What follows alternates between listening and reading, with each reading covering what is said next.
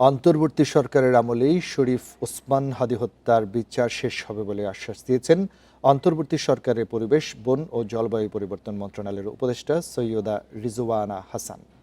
শনিবার রাতে রাজধানীর শাহবাগ মোড়ে ইনকিলাব মঞ্চের অবস্থান কর্মসূচিতে এসে তিনি এই আশ্বাস দেন।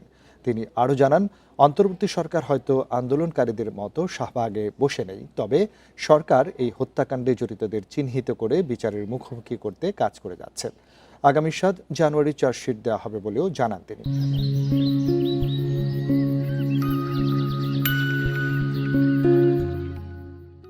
এদিকে উপদেষ্টার আশ্বাসে শাহবাগ ছাড়লেও আজ সারা দেশে সকাল ১১টা থেকে সন্ধ্যা ৬টা পর্যন্ত বিক্ষোভ কর্মসূচি পালন করবে ইনকিলাব মঞ্চ।